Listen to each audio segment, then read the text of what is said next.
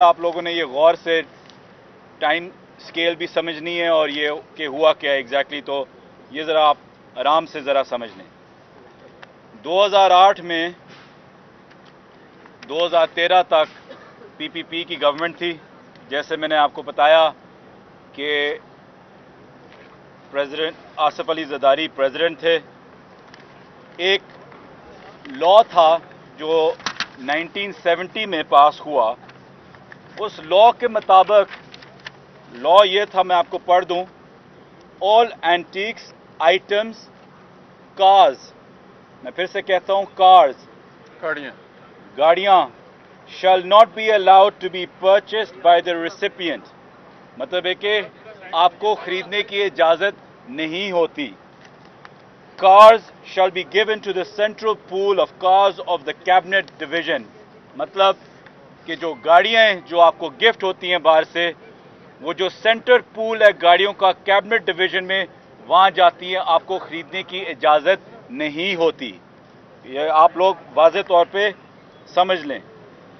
اس کے ساتھ ساتھ میں یہ بھی مینشن کرتا جاؤں کہ paragraph 11 procedure of acceptance and disposal of gifts act بھی ہے، جس کے اندر یہ لکھا ہوا ہے کہ antique items and vehicles should not be allowed to be purchased. Antiques shall be placed in museums and displayed in official buildings of the government, and cars shall be placed in the central pool۔ جیسا کہ میں نے آپ کو بتایا کہ جو اینٹیکس ہوتی ہیں وہ یا میوزیم میں جائیں گی یا جو گورنمنٹ کے بلڈنگز ہیں اس کے اندر جائیں گی، اور جو گاڑیاں ہیں وہ جائیں گی اگین کیبنٹ پول کے اندر، اور آپ کو ان کو خریدنے کی بالکل اجازت نہیں ہے واضح طور پہ۔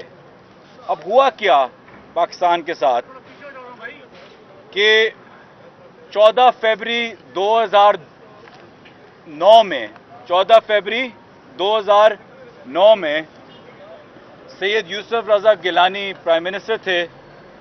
ان کو پریزیڈنٹ صاحب حکم کرتے ہیں کہ آپ مجھے یہ 3 گاڑیاں بطور جو میں پریزیڈنٹ ہوں جو میں استعمال کر رہا ہوں مجھے بڑی پسند آ گئی ہیں، ان کو مہربانی کر کے آپ مجھے ڈسکاؤنٹڈ ریٹ جو بھی ہوتا ہے آپ توشہ خانہ سے مجھے خریدنے دیں۔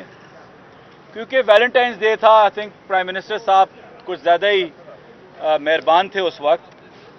انہوں نے ریلیکسیشن کے لیے ایک سمری پاس کی جو بالکل ایک پرائم منسٹر کو اجازت نہیں ہے۔ ان میں 3 گاڑیاں تھیں، 2 BMW، ایک 750 Li، ایک 760 Li، اور ایک ٹویوٹا لیکسس LX 470 تھی۔ ان تینوں گاڑیوں کو موو کرنے کے لیے ایک سمری موو ہوئی، اور ملٹری سیکرٹری پریزیڈنٹ کے آصف علی زرداری نے اس وقت سیکشن آفیسر توشہ خانہ کیبنٹ ڈویژن کو لکھا کہ آپ ان کی قیمت بتائیں اور ہم ان کی قیمت توشہ خانہ کے اکاؤنٹ میں جمع کراتے ہیں۔ یہ بالکل غیر قانونی تھا۔ اس میں پرائم منسٹر کے پاس رولز ہی نہیں ہیں، اتھارٹی ہی نہیں ہے کہ وہ ایسی ریلیکسیشن دے سکیں، جب رولز کے مطابق آپ گاڑیاں کبھی خرید ہی نہیں سکتے، نہ اینٹیکس خرید سکتے ہیں۔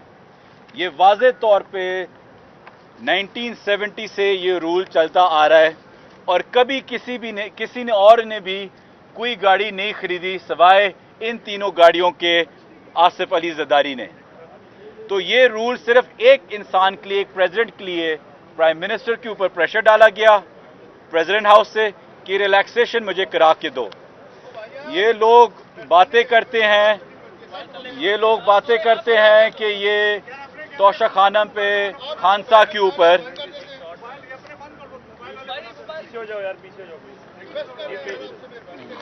کے اوپر یہ لوگ انگلی اٹھاتے ہیں توشہ خانہ پہ، جب خان صاحب نے ہر ایک وہ چیز خریدی جس کو ان کو اجازت تھی، اور جو قانون میں رہ کے جو قانون آپ کو اجازت دیتا ہے رولز میں، وہ چیز خریدی، اور اس کے جو پرسنٹیج اس کو آپ کو جو دینا ہوتا ہے وہ ان نے دیا۔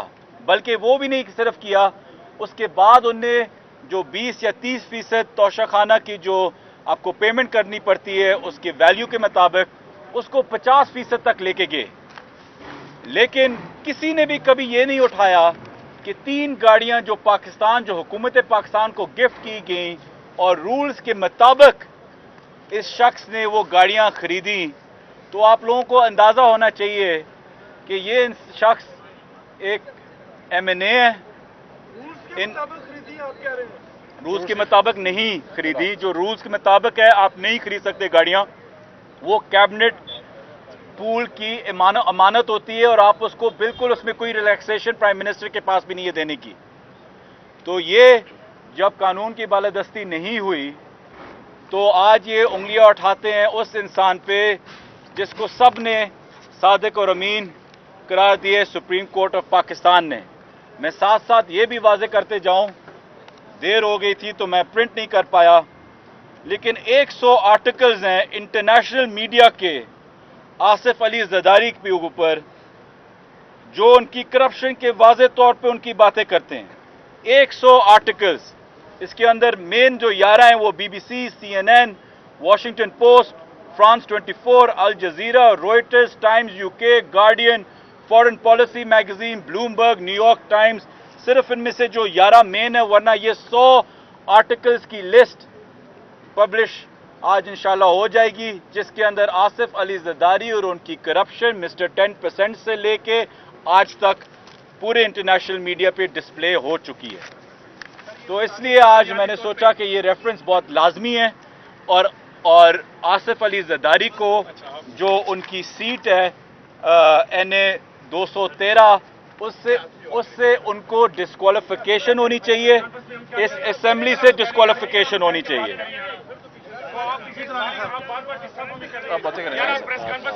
अच्छा जी, यहाँ पे सारे जो इतनी डिस्टर्बेंस होती है, एक अरेंज करें सही प्रेस कॉन्फ्रेंस। यहाँ पे आपके PTI के सोशल मीडिया के आके ना हमें डिस्टर्ब करते हैं ना कोई प्रेस। अच्छा जी, मैं इस वक्त जो है अगर आप देखें जो बुखारी साहब ने फरमाया, एक बड़ी मशहूर ज़माना फिल्म है, उसका नाम है princess and the play boy. उसका हम उर्दू ट्रांसलेशन करके रिलीज करेंगे। ये BBC की डॉक्यूमेंट्री थी कि इन मिस्टर 10% ने कैसे मुल्क लूटा।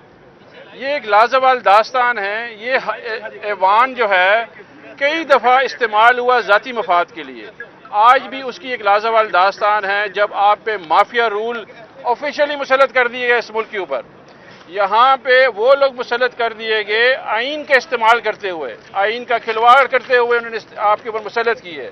यहाँ पे एक शख्स जो यहाँ से फरार हुआ था मुल्क से बाहर, उसको वापस लाया गया, उसको सेनेटर बनाया गया, उसके बाद उसको वजीर ख़जाना बनाया गया, हालांकि अदालतों को मतलूब था। इसी तरह वजीर दाखिला, उसकी पार्टी अपनी कह रही है कि जी वो कत्लों में मुलविस है, मॉडल टाउन में मुलविस है, उसके ऊपर ड्रग केसेस हैं, वो पर वजीर ख़जाना बन गया। जो वजीर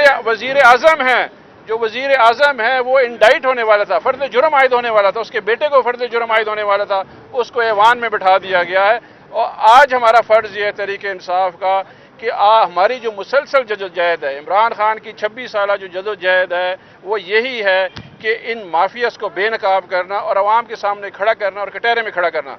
अनफॉर्चुनेटली इस मुल्क में सबसे बड़ा जो हमारे लिए मसला ये है कि पूरी दुनिया में बताया गया है कि ये करप्ट अशरफिया है। ये लोग जो है करप्शन करते हैं, मेफेयर अपार्टमेंट हैं, सरे महल हैं, लेकिन इस अदालती निज़ाम में ये प्रूव नहीं हो सकता। तो मेरे पाकिस्तानियों, ये आपके लिए लम्हा फिक्रिया है। जब ये लोग अपने सारे के सारे अदालती निज़ाम से निकल के आपके ऊपर मुसलत हो जाते हैं, ये एक लम्हा फिक्रिया पाकिस्तान के लिए। ये अपने 1100 अरब रुपए के अलावा ये वो लोग हैं जो आपके ऊपर दोबारा कानूनी तौर पर मुसलत किए जाते हैं। तो इसलिए सोच का मुकाम है, फिक्र का मुकाम है तमाम निज़ाम को कि ये क्या हो रहा है इस मुल्क में। जब तक ये होता रहेगा अवाम कभी भी सुकून का सांस नहीं ले सकती है, आपका ख्याल कभी भी नहीं होगा। इसी तरह ये चीज़ें निकलेंगी, चाहे वो तोशा खाना है, चाहे मुल्की दौलत है, चाहे वो आपके वसाइल हैं, इसी तरह बेदरीग तरीके से इस्तेमाल किया जाएगा। जी जनाब। ये फरमाइएगा कि आज तोशा खाना के हवाले से आपका रेफरेंस दायर करना, कम से कम मुझे ये तासुर मिल रहा है कि जैसे आप कुछ थ्रेट फील कर रहे हैं खान साहब के हवाले से, पर्टिकुलरली विद रेफरेंस टू तोशा खाना।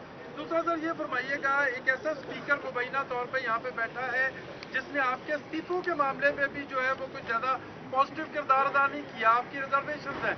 आप समझते हैं कि ये रेफरेंस जो है रद्दी की टोकरी में जाने की बजाय प्रॉपर जगह पे जाएगा?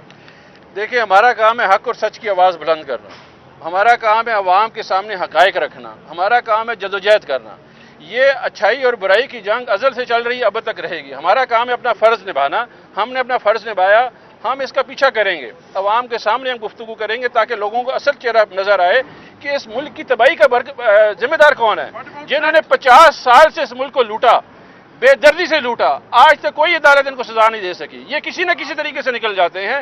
یہ ہمارا کام ہے عوام کو دکھانا. جی اور اسپیکر صاحب کا جہاں تک بات جاتی ہے، میں سمجھتا ہوں کہ دیکھیں جو یہ 1978 کے رولز ہیں اس میں کوئی گرے ایریا نہیں ہے. اس کے مطابق آصف علی زرداری کو ڈسکوالیفائی کر دینا چاہیے بطور MNA. جہاں تک اسپیکر صاحب یا ہمیں کوئی تھریٹ ہے، دیکھیں سچ بات تو یہ تو اسپیکر صاحب کا راستہ کھولتی ہے چیئرمین PPP کا بننے کے لیے. تو شاید سازشیں بہت ہو رہی ہیں ملک میں، تو شاید ایک اور سازش یہاں بھی ہو جائے. بنیادی طور پہ یہ بتا دیں جو ہے ہم ریفرنس ضائع کریں گے کر چکے ہیں انلیگل طور پر گاڑیاں خریدی گئی ہیں، تو کیا جو آپ نے گھڑیاں اور جو ہیرا تھا وہ لیا، کیا وہ لینا بیچنا اس کو درست تھا؟ وہ جی بالکل درست تھا، وہ قانون کے مطابق تھا. اس کے لیے آپ اس وقت جب ہم گورنمنٹ میں آئے تھے 20 یا 30% جو آئٹم کی جو قیمت ہے 15% جو آئٹم کی قیمت ہے وہ آپ جمع کراتے ہیں اور آپ لے سکتے ہیں.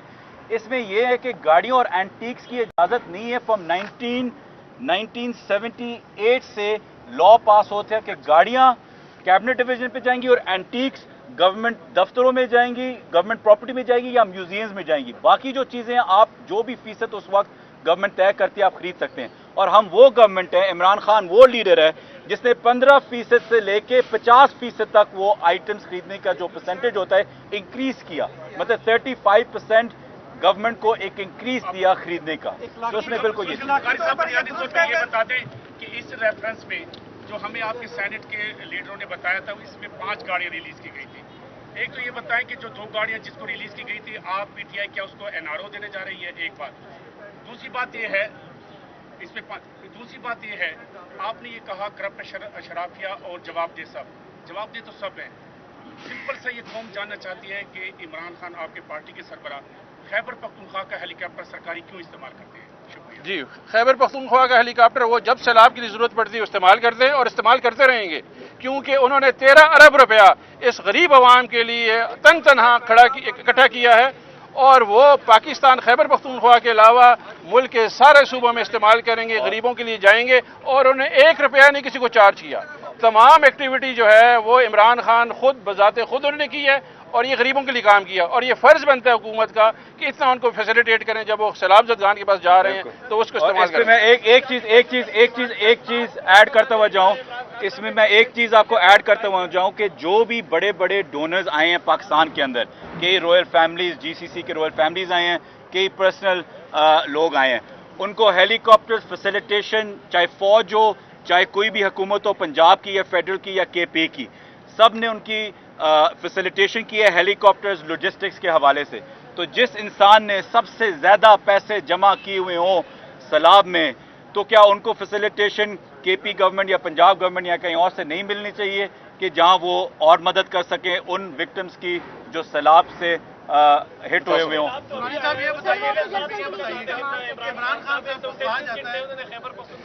آپ مجھے بتائیں کہ اس ملک میں ملک لوٹ کے چلے گئے ہیں، آپ پوچھ سکیں ان سے؟ کبھی سوال پوچھا آپ نے؟ کبھی پوچھا ان سے کہ یہ مے فیئر اپارٹمنٹ کیسے خریدے گئے ہیں، سرے محل کیسے خریدا گیا، لوگوں کو لوٹا کیسے گیا؟ 1100 ارب روپے کا قانون پاس ہوا، کوئی کھڑا ہوا پاکستان میں؟ ایک شخص تنہا عمران خان کھڑا ہے، وہ پاکستان میں کہہ رہا ہے آپ کی دولت لوٹ لی گئی ہے. کوئی پوچھنے والا ہے اس ملک میں؟ کوئی ادارہ مجھے بتا دیں، کوئی بندہ بتا دے. ایک بندہ کہہ رہا ہے کہ ملک کی دولت لوٹی گئی ہے. آپ ان سے سوال پوچھیں کہ آپ نے 1100 ارب روپے پوچھ لیا، چونیوں کو حساب پوچھا جائے گا جی عمران خان جہاز استعمال کر رہا ہے، ہیلی میں چلا گیا ہے، وہ سب قانون کے مطابق کر رہا ہے. آج تک عمران خان نے، میں اس کے ساتھ رہا، ایک کام بھی بغیر قانون کے نہیں کیا. جتنے مرضی کیسز بنا لیں ایک کیس اس پہ پروو نہیں ہوگا، کیونکہ اس کو پتہ ہے وہ آدھی پانی کی بوتل نہیں چھوڑتا کہ ضائع نہ ہو جائے. آپ کہہ رہے ہیں ملک کے وسائل ضائع کرے گا، یار عجیب بات ہے. ویسے درانی صاحب اپوزیشن والے کہتے ہیں کہ عمران خان صاحب نے توشہ خانہ سے تحفے لے کے ان کو بیچ کے اس کے بعد توشہ خانہ کو پیمنٹ کی، اس کے بارے میں کلیئرٹی ذرا دے دیں گے؟ عمران خان آج تک جو ہے پاکستان کی سب سے بڑی چیریٹی، یہ میں 75 سالہ تاریخ بتا رہا ہوں، 75 سالہ تاریخ میں جس میں 52 سال اس کی سٹارڈم کے ہیں. دنیا میں اتنی بڑی عزت اللہ میاں نے کسی کو نہیں دی ہے. فلم سٹار آپ دیکھ لیں، پولیٹیشین دیکھ لیں، آپ سپورٹس مین دیکھ لیں، اللہ بھی نے عزت دی ہے ایک واحد چیز ان میں، وہ ان کی فائنینشیل انٹیگریٹی ہے. دنیا بھر میں امریکہ سے لے کے یورپ تک اور یورپ سے لے کے مڈل ایسٹ تک ایک بندے کے اوپر لوگ کھڑے ہوں گے، وہ عمران خان ہے، کہ آج تک کبھی زندگی میں اس نے قانون نہیں توڑا، نہ ہی اس نے ناجائز فائدہ اٹھایا اپنے قانون کا. اور سب سے زیادہ درد یہ وزیر اعظم ہاؤس ہے، جہاں پہ جا کے پوچھیں ان لوگوں سے کہ کیسے اس نے مینج کیا وزیر اعظم ہاؤس. آدھے پانی کی بوتل کے لیے وہ کنسرن تھا، وہ کیوں ایسا کام کرے گا؟ اس نے سارے کام وہ کیے ہیں جو ملکی مفاد میں. آج یہ سارا اشرافیہ اکٹھا اس لیے ہے کہ وہ آپ کی بات کر رہا ہے، عوام کی بات کر رہا ہے، اس لیے اشرافیہ اکٹھا ہے. کیا آپ نشاندہی کرتے ہیں نا پورے مکمل طور پہ؟ ہمیں آپ سیاستدان پہ جاتے ہیں، پارلیمنٹ پہ جاتے ہیں، پورے اشرافیوں کو آپ نشاندہی پہ ناکام کریں نا.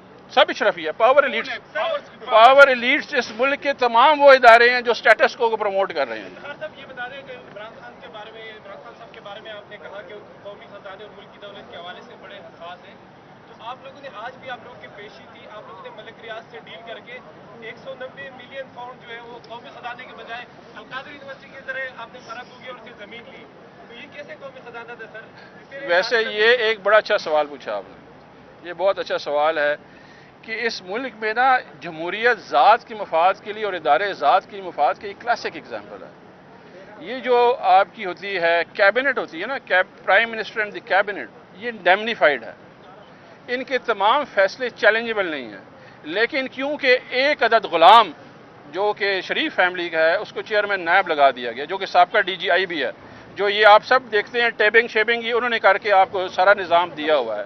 یہ وہ شخص ہے جس نے آج اپنے جو ہے اختیارات کا ناجائز استعمال کرتے ہوئے، آج انہوں نے مراد سعید کو بلایا ہوا تھا، انہوں نے کابینہ میں فیصلے موجود ہیں، رائٹ ٹو انفارمیشن کے تحت آپ انفارمیشن لے سکتے ہیں اور ضرور ایجوکیٹ کیجئے اپنے آپ کو. لیکن جب آپ ایجوکیٹ ہو جائیں گے تو نائب یہ بالکل قریب ہے، ضرور جا کے پوچھے گا کہ آپ کو وہ اختیار کس نے دیا، کس کے کہنے پہ آپ نے یہ کام کیا.